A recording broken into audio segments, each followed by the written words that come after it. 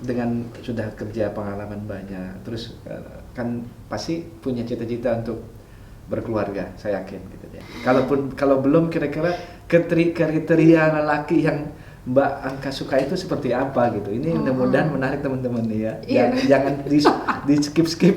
Oh my god. Ya udah deh, ya nggak apa-apa.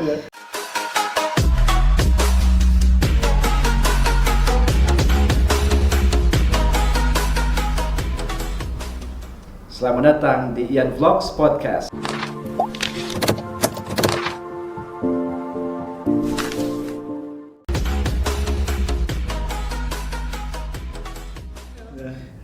Assalamualaikum warahmatullahi wabarakatuh. Teman-teman semua, apa kabar? Ahlan wa sahlan. Selamat datang kembali di Ian Vlog Podcast. Teman-teman, hari ini saya merasa bahagia dan senang karena saya hari ini didatangi oleh salah satu narasumber.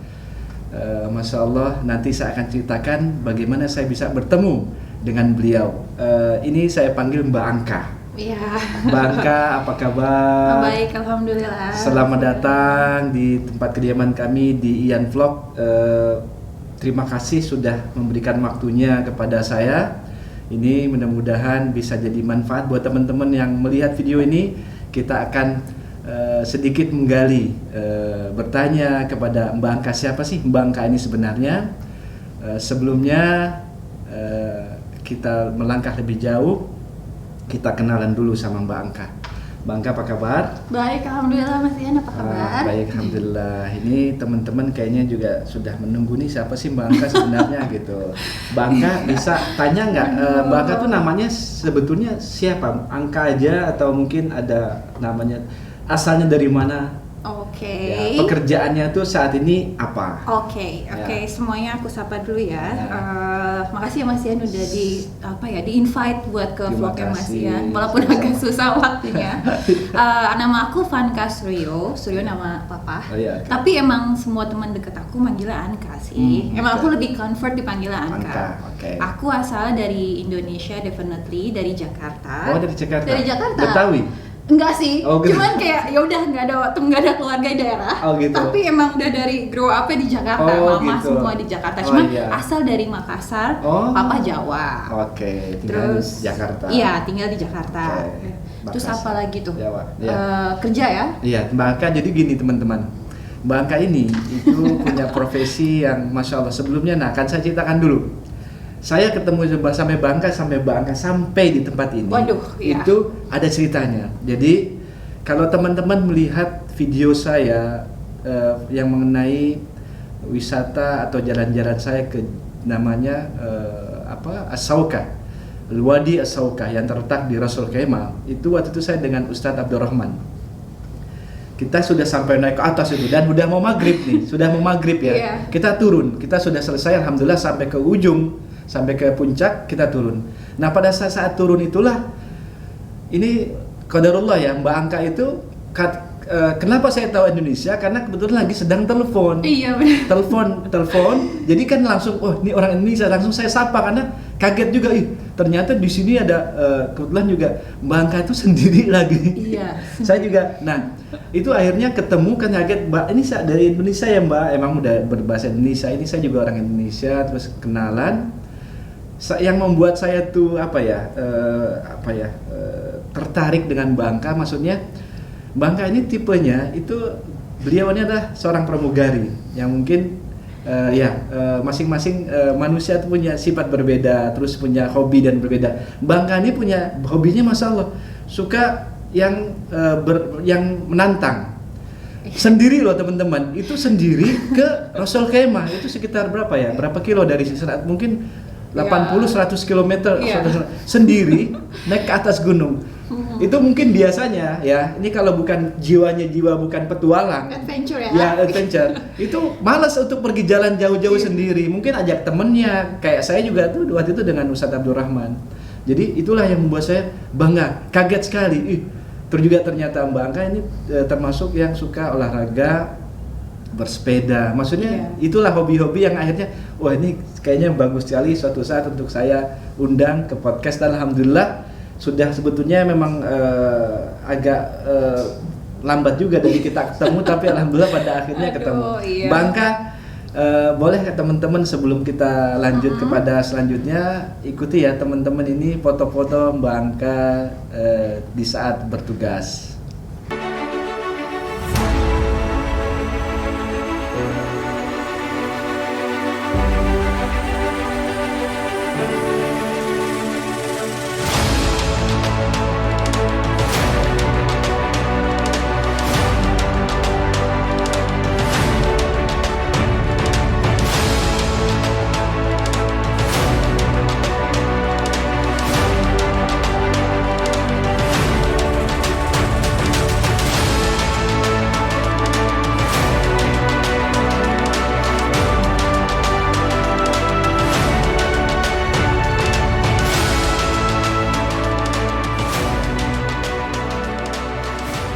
Teman-teman, selamat datang kembali di Ian Vlog Podcast, bincang-bincang santai dengan Mbak Angka.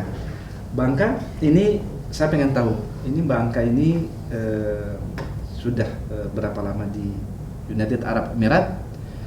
Kok bisa sampai bekerja di Air Arabia? Gitu, itu tahun berapa gitu?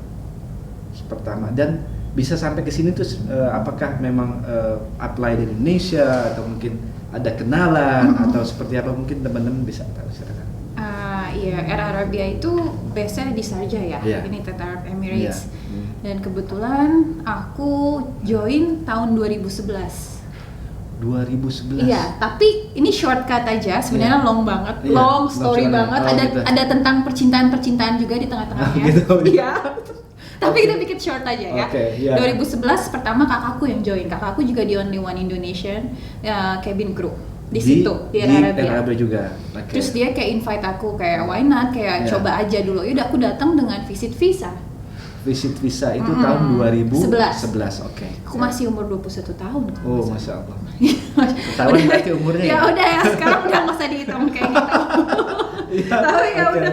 Terus akhirnya aku nyoba-nyoba, itu kayaknya bagi aku untuk abroad pertama keluar terus ngomong bahasa Inggris yang sebenarnya kita nggak get used to it, agak susah.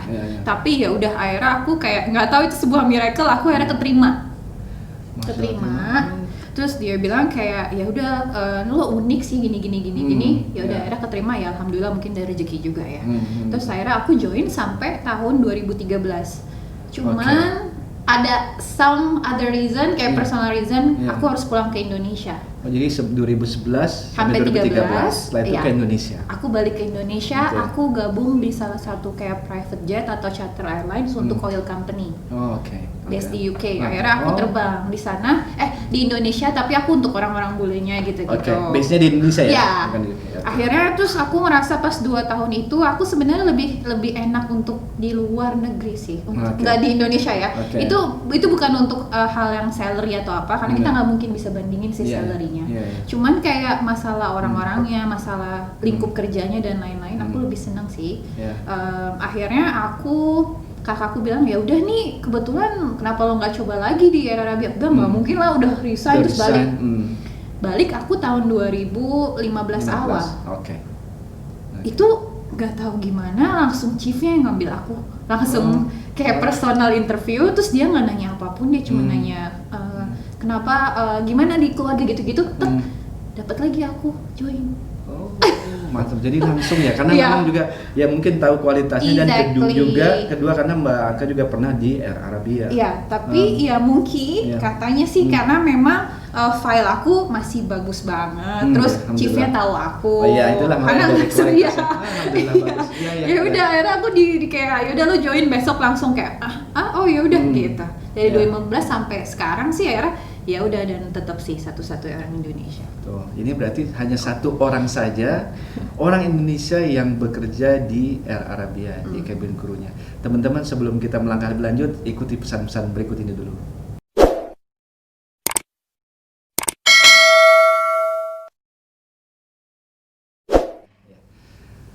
Selamat datang kembali di Ian Vlog Podcast, bincang-bincang dengan Mbak Angka. Mbak Angka, bisa nggak sedikit ceritakan ini, apakah itu kerja di Air Arabia itu merupakan kerjanya pertamanya Mbak Angka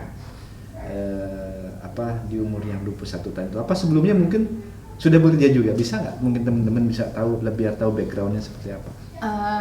dimulai tahun 2007 sih. Aku start di usia 18 tahun. Masya Allah. Pokoknya graduate from high school. Iya langsung. Ya pokoknya juga ada reasonnya sih. Iya. Kalau aku bisa menghasilkan, kenapa aku harus meminta dari orang tua, Iya, itu sih aku. Keren. Karena waktu itu mamaku juga single mother, jadi aku merasa iya, kayak iya. dan passion aku bukan untuk dihukum akuntansi. Jadi aku pengennya sebenarnya fashion business, which is waktu pada masa itu tuh mahal banget. Jadi aku merasa kayak aduh nggak bebanin mama sih. Bagus. Jadi 18 tahun aku mulai 2007 di salah satu airlines di Indonesia.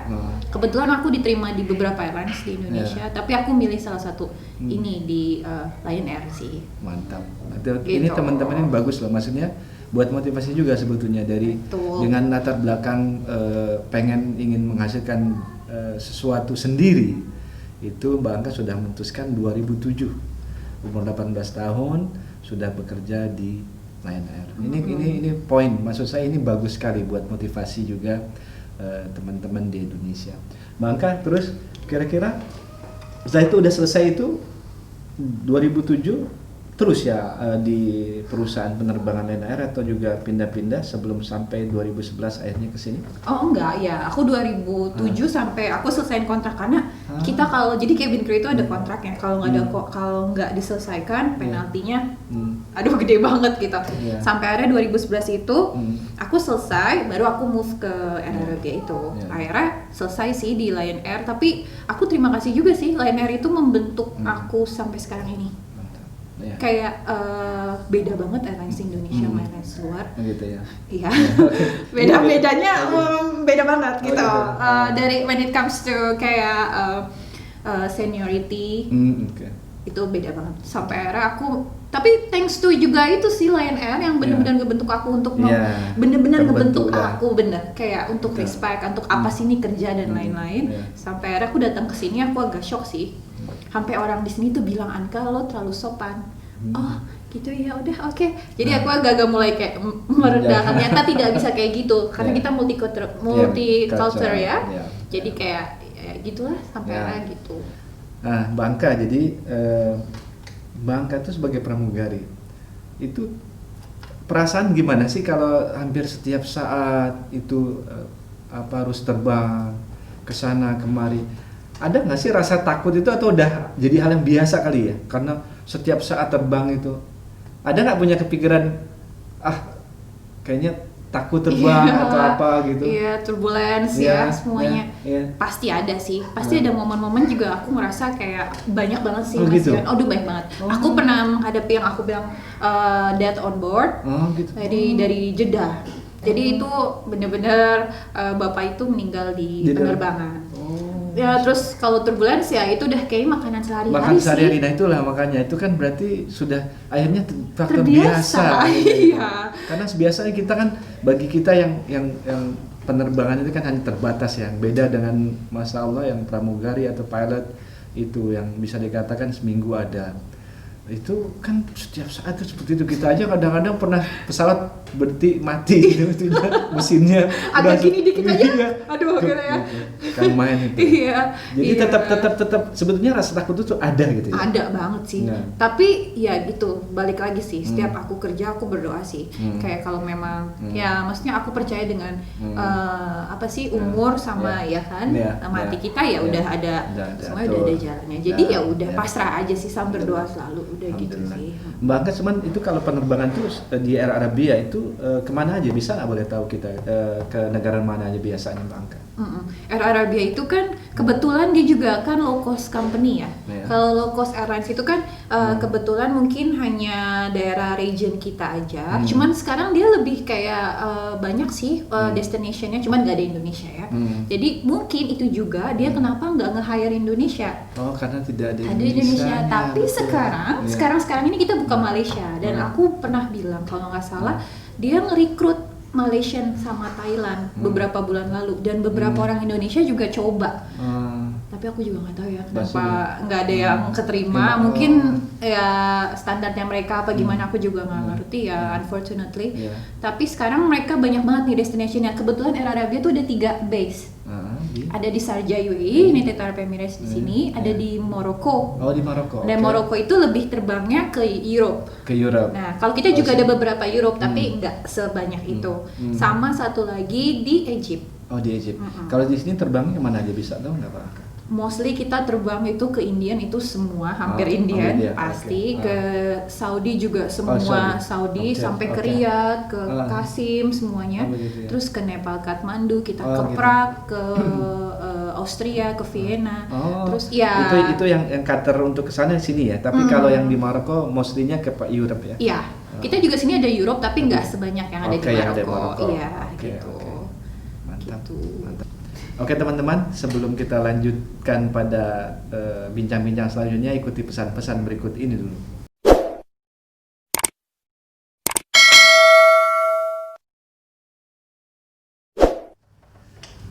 Oke, teman-teman, selamat datang kembali di Ian Vlogs podcast bincang-bincang dengan santai dengan Bangka. Bangka, ini agak sedikit ke hal-hal yang pribadi, tapi saya udah disetujui sih, makanya terus terang aja saya nggak ada pakai itu. Aduh, Bangka saat ini masih single. Statusnya belum married sih. Belum married. Oh, belum married. Nah, ini teman-teman belum married loh. Belum married. Promosi. Belum tunangan, belum married. Oke. Nah, berarti bagi teman-teman banyak ada kesempatan. Bangka. Nah, terus ya. Ini Bangka dengan sudah kerja pengalaman banyak, terus kan pasti punya cita-cita untuk berkeluarga, saya yakin gitu ya. Nah, terus kira-kira apa sih misalkan sampai sekarang itu Mbak Angka nggak tahu nanti mau ceritakan atau nggak, apa sudah ada atau belum? Kalau belum, kira-kira kriteria lelaki yang Mbak Angka suka itu seperti apa gitu? Ini mudah-mudahan menarik teman-teman nih ya. Jangan di skip. Oh my god. Ya udah deh, ya nggak apa-apa. Pasti mau berkeluarga pasti sih. Dengan umur juga udah gini ya udah ya. Udah nggak usah bahas umur, pokoknya umur tuh hanya angka. Kelihatan muda kok. Muda sekali, Bang. Waduh, makasih jauh, pokoknya penting jauh dari saya pokoknya. Makasih banyak ya Mas Ian ya.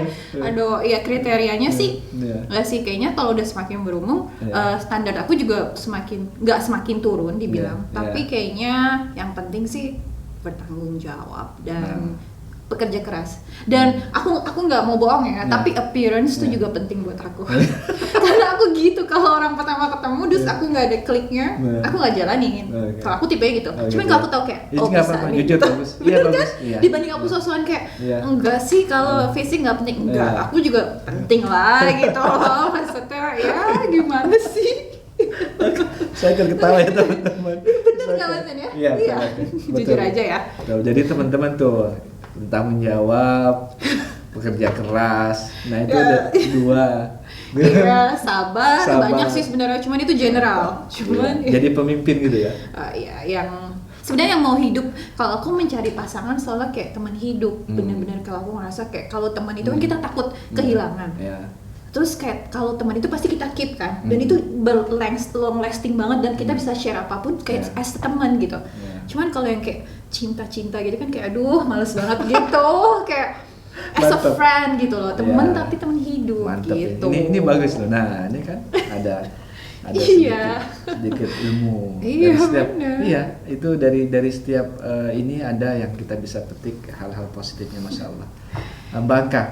Oke, terus selanjutnya ya, ini udah loh teman-teman, jangan terlalu dalam udah nanti. Di situ aja terlalu dalam nanti ini makin penasaran kan Anda. Oke, Bangka. Selanjutnya adalah gini. Bangka dari 2000 hitunganlah 2011 2013 terus potong 2015 datang lagi ke sini. Dan sampai sekarang. Saya yakin gimana selama bergabung dengan Air Arabia itu suka dukanya apa sih sebagai pramugari yang juga nih ini secara ini Mbak Angka tuh cuma sendirian orang Indonesia gitu loh. Jadi mungkin ada beberapa hal yang perlu disampaikan ke teman-teman. Silakan Mbak.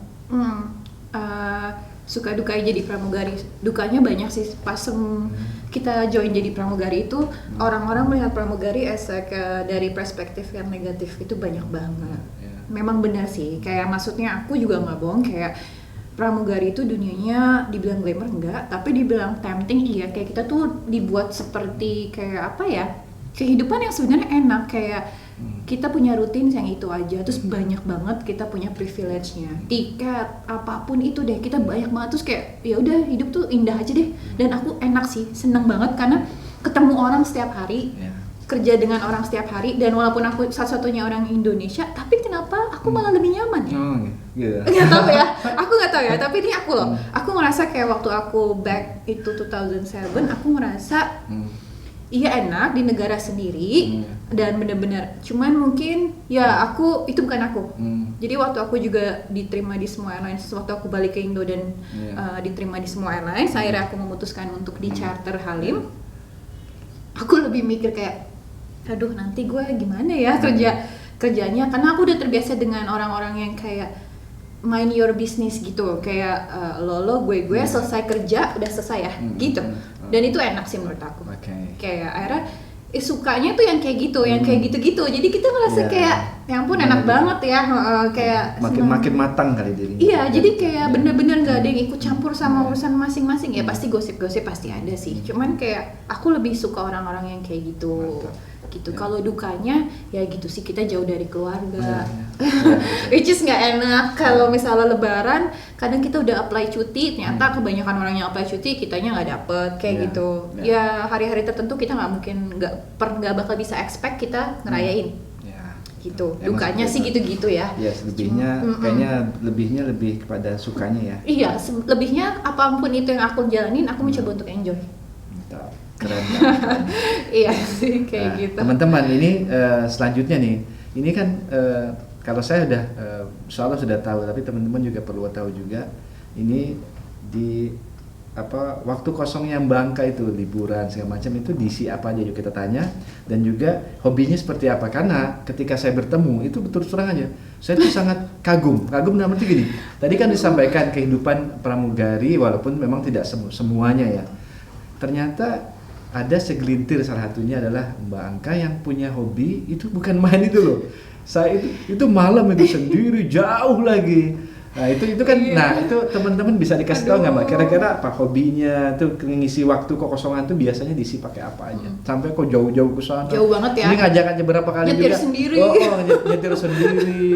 Ya, saya juga waktu itu ngeri juga, makanya pernah bilang Mbak ini tolong nanti kalau ada apa-apa nomornya, takut di jalan ada apa-apa, ngeri juga kan. Iya, udah gelap. Udah gelap karena kan itu di gunung kan, untuk sampai ke the main roadnya itu kan jauh. Iya, benar-benar. Aku sampai waktu itu juga kayak salah jalan, muter balik dan lain-lain. Iya Mbak, terus. Aduh, aku kegiatan kalau free, apalagi kita lagi COVID kayak gini ya. Aku lebih ke sport sih. Aku suka banget yang namanya running. Aku suka banget lari. Aku suka banget cycling sama trekking. Trekking, kita hiking ya waktu itu. Kayak semacam hiking tuh aku suka ke tempat-tempat nature yang lebih kayak gitu. Mungkin kalau dibilang kalau mall tuh aku kayak agak bosen. Kan? Yang kayak gitu aku suka, karena mungkin pertama aku lebih suka ke maintain badan, maksudnya berat badan aku, dan aku lebih ngelakuin kayak sport gitu sih, running dan cycling dan Netflix sih kalau sekarang. Mantap. tapi emang itu betul sih.